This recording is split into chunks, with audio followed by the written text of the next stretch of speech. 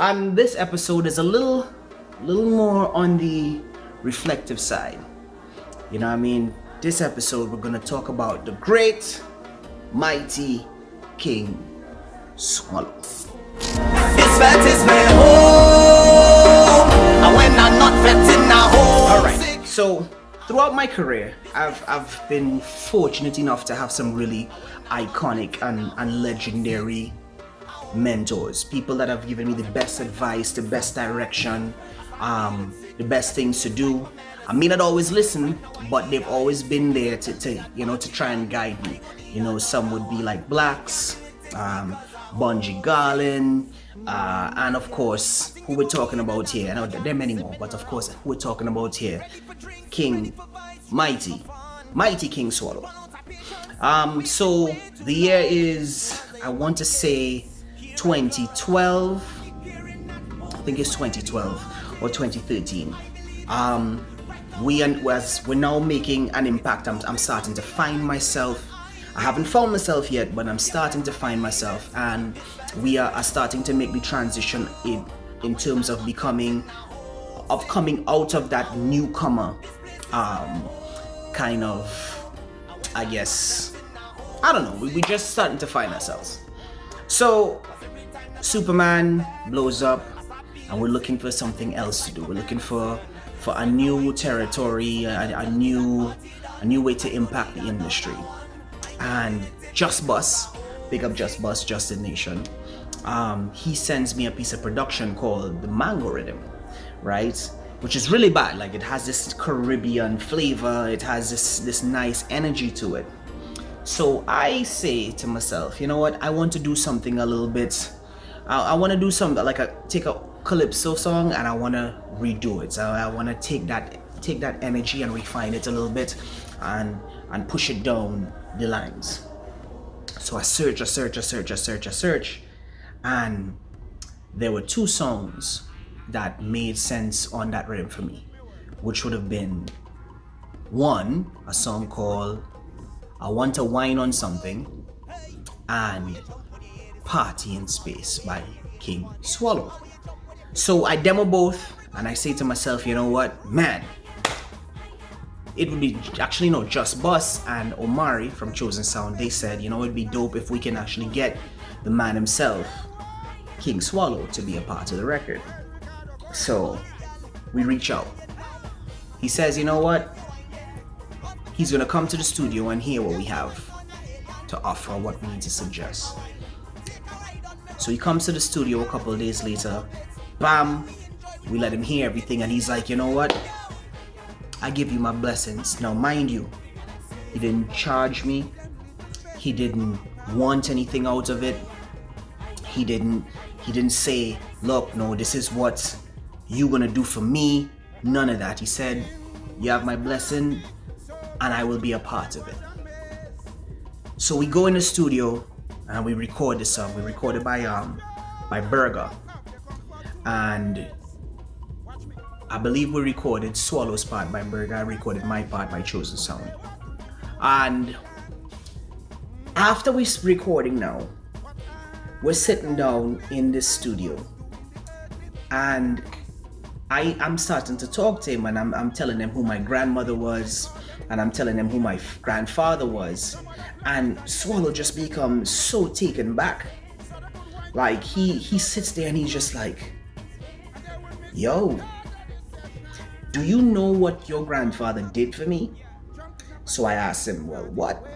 He said, well, boy, when I was doing one of my presentations in the Calypso Monarch a couple years ago, there was only one person that could have done. He was looking to get a sun tied from the stands to the stage, and the sun would shine bright, and he said the only person that could make it happen for me was your grandfather.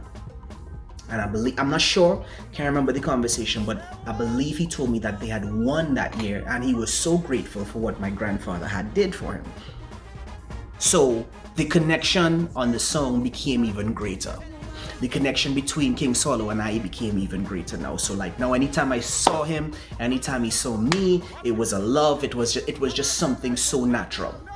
And of course now he was on the later end of his career, where he was just enjoying life. He was just just going through the motions, enjoying the moments, and performing the classics and different things like that. So we were like, you know what, man, we're performing at this event, Red Eye, and we're performing at this event, and we would like you to be a part of it.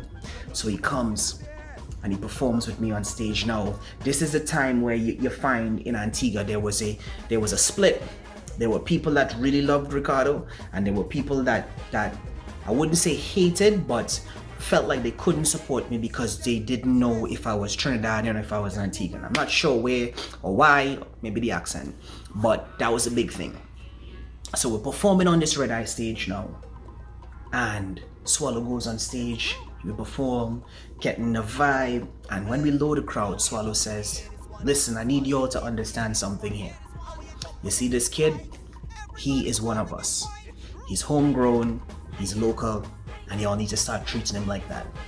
And he did that on his own, It wasn't a discussion, it wasn't anything. He stood up for me in so many different ways. He would tell me people would come to him and tell him why and why this, and he stood up for me in so many different ways, not even understanding that actually was stemmed from way back before I was even born, between him and my grandfather. And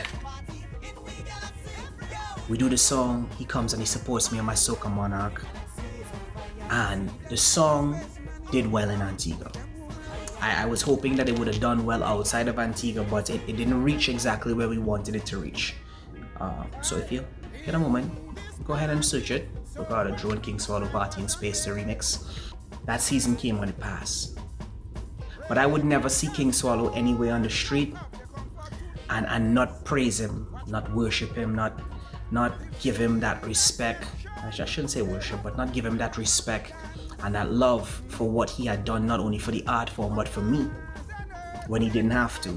He could have been like many others that said, he's not from here, we're not supporting that. And he wasn't one of those people. Years pass now, and we are now in 2020.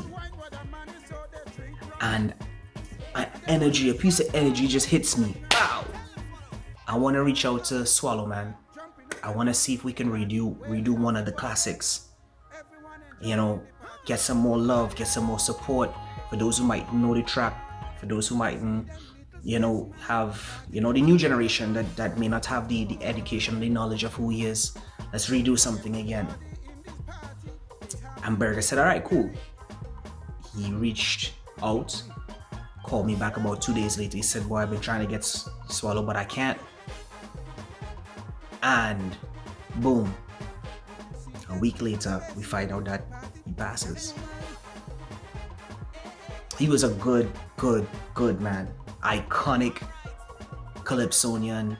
He did so many things, not only for Antigua, but for Calypso and the whole, and I feel like, especially on our side of things in Antigua, I feel like he probably may not have gotten everything that he would have deserved.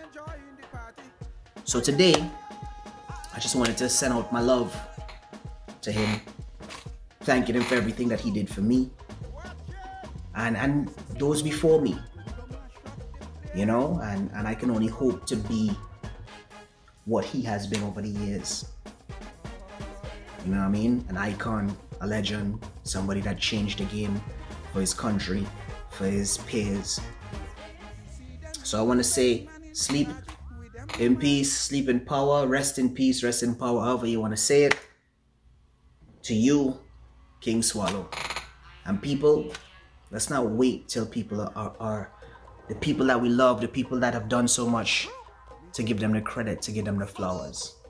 Let's start today. So if there's somebody that that deserves it, let them know they deserve it. King Swallow, rest in peace. Thank you for everything. Yes people, I want to say thank you for watching. Thank you so much for watching. Don't forget to like, share, and subscribe, and also of course follow me on all social media platforms at It's Drue, Facebook, Twitter, Instagram, or at It's Drue, ITSDRUE, and Homesick, the album is available now. Go get it.